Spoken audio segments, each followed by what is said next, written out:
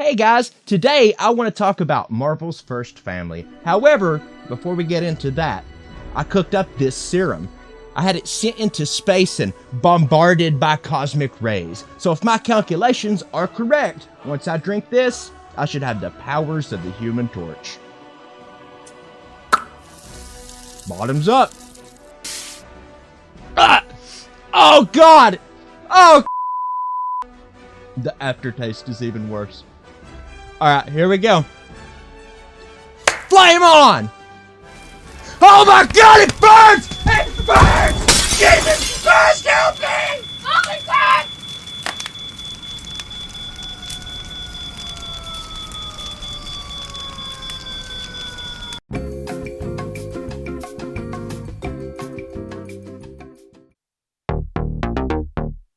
Our story begins with an argument. Pilot Ben Grimm is deeply concerned that if he flies to the stars, the cosmic rays could be dangerous. In fact, they could kill everyone aboard the spaceship. Fortunately for Dr. Reed Richards and his ill-defined experiment, Sue Storm demands that they, quote, beat the commies and calls Ben a coward. This causes Ben to go full Marty McFly and declare that he'll do it no matter the consequences. And so, under the cover of night, the team sneaks into a spaceport conveniently located on the outskirts of town. Susan declares that she's going up in the spaceship as well because she's Dr. Reed's fiancé. Likewise, Johnny Storm declares that he's going with his sister no matter where she goes because that's totally how that works. So all four head toward the rocket and take off before the guards can stop them. There's simply no time to get clearance, apparently, even though Dr. Reed literally spent years building the ship himself. Unfortunately, just as Ben feared, the ship's shielding isn't strong enough and they're all bombarded by cosmic rays. Back on Earth, after a rough but safe landing, the team finds out that something is different. Dr. Reed can now stretch any part of his body to fantastic proportions. Susan Storm can make herself invisible, Ben Grimm transformed into some sort of thing, and hot-headed Johnny Storm can burst into flames and fly. The four decide to use these fantastic powers to help mankind, and so was born the Fantastic Four.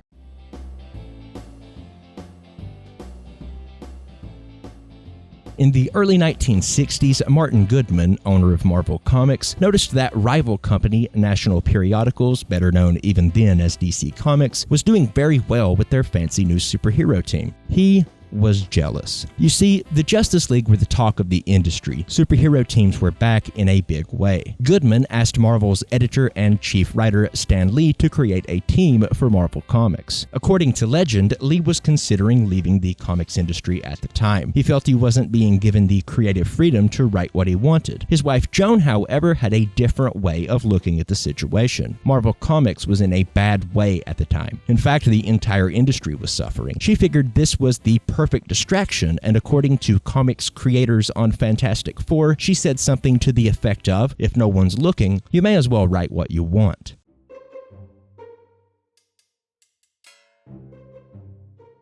Artist Jack Kirby had just left National Periodicals. One of the projects he helped create there was a team of 4 adventure seekers called the Challengers of the Unknown. Although sources vary, both David Wood and Joe Simon have been credited as co-creators. Like Stan Lee, Kirby too saw the decline of Marvel Comics as an opportunity. No one was paying much attention, and that afforded them some extra breathing room creatively speaking. Kirby became the co-creator of Fantastic Four, and issue number 1 was released in November of 1961 using the now famous and somewhat controversial Marvel method. Although it's never been stated officially, at least to my knowledge, it's pretty obvious that Kirby brought ideas to the Fantastic Four project that were first conceived for Challengers of the Unknown. Lee and Kirby's collaboration also included the Hulk, Thor, Iron Man, the original X-Men, Dr. Doom, and just so many more.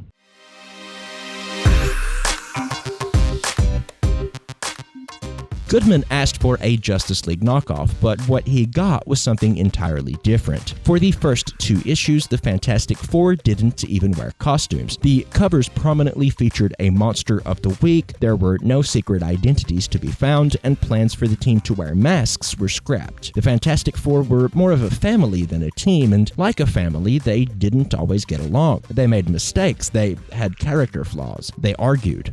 a lot. These differences may sound minor, but it was different than what most people were accustomed to seeing. The final product didn't look, feel, or read like a superhero book. Writers working at the time have described it as a comics culture shock. The fans took notice. I've said this before in my Iron Man editorial, link in the upper right-hand corner, but generally speaking, Marvel is about men and women trying to be gods, while DC is about gods trying to be men and women. Now, there are lots of examples of both Marvel and DC getting away from that dynamic and doing something different. It's more of an overall feel than a hard and fast rule. However, very broadly speaking, Marvel's heroes are people with relatable problems that get superpowers. DC's heroes are larger-than-life archetypes that represent everything we strive to be but never can. The Fantastic Four was the start of this contrast. Marvel would get its own team of heroes united from the pages of their own solo comics just a couple of years later. The Avengers were different in many of the same ways that the Fantastic Four were, but they made a much better analog to the Justice League than the Fantastic Four ever did.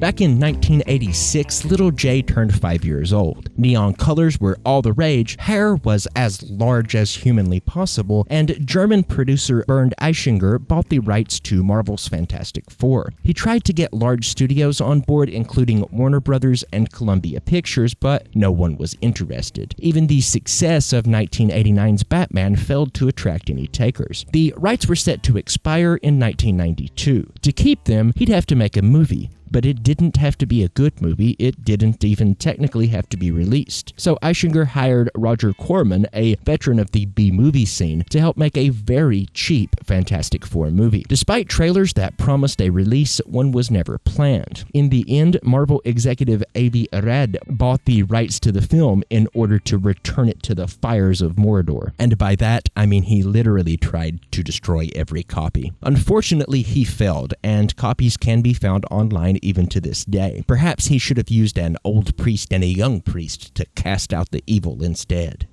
Yeah, references. Oddly, Eschinger's production company, Constantine Film, would go on to produce two big-budget Fantastic Four films starting in 2005. Chris Evans, who played the Human Torch, would go on to play Captain America in the Marvel Cinematic Universe starting in 2011. Jessica Alba played the Invisible Woman. Johan Griffith and Michael Chitlis played Reed Richards and Ben Grimm, respectively. The sequel, entitled Fantastic Four: Rise of the Silver Surfer, hit theaters in 2007, but was not well received by critics and fans. If people were lukewarm to Rise of the Silver Surfer, they were downright hostile to Fan Four-Stick. Rumors claimed the production company had issues and the director and studio clashed. This led to a round of reshoots that, because of Kate Mara's awful wig, stick out like a sore thumb. It was truly the Henry Cavill's mustache of 2015. Michael B. Jordan, who played the Human Torch in that reboot, would also go on to find his place in the MCU as Killmonger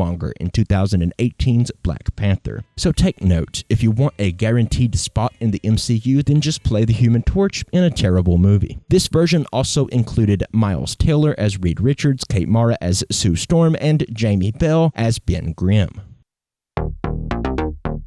30 years before Evans ever flamed on, the role was taken on by none other than Bill Murray. Murray voiced the Human Torch in a 1975 radio play that lasted for 10 episodes and was narrated by Stan Lee himself. The Fantastic Four have also been featured in many animated TV shows over the years, including, but not necessarily limited to, Fantastic Four in 1967, the New Fantastic Four in 1978, the Marvel Action Hour in 1989, Fantastic Four in 1994, and Fantastic Four: World's Greatest Heroes in 2006. Oddly, the team was cut from the 1998 animated series The Silver Surfer. That series was canceled after one season, the result of legal disputes between Marvel and Saban Entertainment, the company responsible for the Power Rangers and this terrible Ninja Turtles adaptation. The Fantastic Four series lasted for 645 issues over the course of 54 years before it was canceled in April of 2015. The actual number of issues where the team appears is much higher. Marvel has a habit of overcomplicating issue numbering, and there are lots of miniseries, solo or team-up books, and various guest appearances that don't count.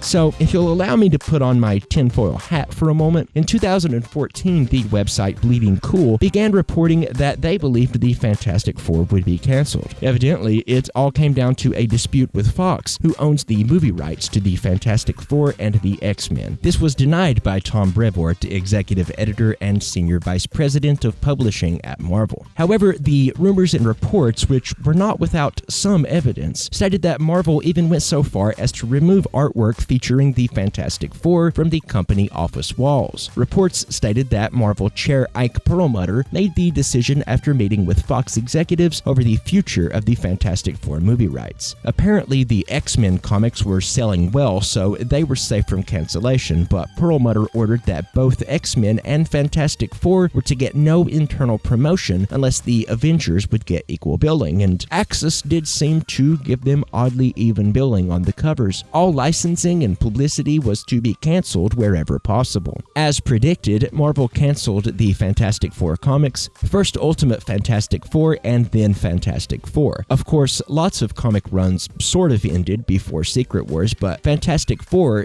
did not come back. Reports of canceled posters, statues, trading cards, and other merchandise appeared in various articles. Jonathan Hickman, a previous Fantastic Four writer, confirmed the reasoning behind the comic book cancellations in an August 2017 article by George Marston on Newsarama. Quote, "I think it's pretty common knowledge at this point that Marvel isn't publishing Fantastic Four because of their disagreement with Fox. We knew a year or so out that the Fantastic Four as a property wasn't going to be published at Marvel past 2015. By the end of 2017, things were changing. New licensing deals began to pop up for X-Men, no similar restrictions were ever introduced for Deadpool, Legion, or The Gifted, and Hasbro even got to make a new Susan Storm figurine. Then, in March of this year, it's 2018 for you future viewers, Marvel announced that they would begin publishing a new Fantastic Four comic series in August. After 3 years, it looks like the team is returning home to the Baxter Building.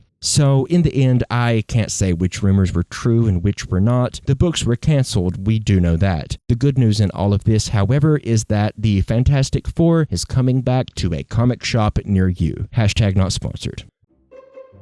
So, this video is much longer than previous Do You Know Comics installments, and yet as I type this, I can't help but feel that it doesn't have the same amount of random trivia that other episodes offered. So, let's do a lightning round. Reed Richards and Sue Storm once joined the Avengers but still wore the same Fantastic Four uniforms. During the Infernal crossover, the demon Nastir kidnapped Franklin, Sue and Reed's son. To get him back, they joined forces with Gilgamesh, Thor, and the Captain. Long story short, he's Steve Rogers, and by issue 300, the group decided they were the Avengers. The team was disbanded at the time, so the name was up for grabs, I guess. Reed and Sue left the team after only a few issues. So we have yet to discuss Dr. Doom. The team's nemesis was once called upon by Johnny Storm to help deliver Sue and Reed's baby girl, which is weird because I don't think he's that kind of doctor. In exchange for helping with what was a very difficult and dangerous birth, Doom asked to name the little girl. He chose the name Valeria after a woman he loved, and also killed,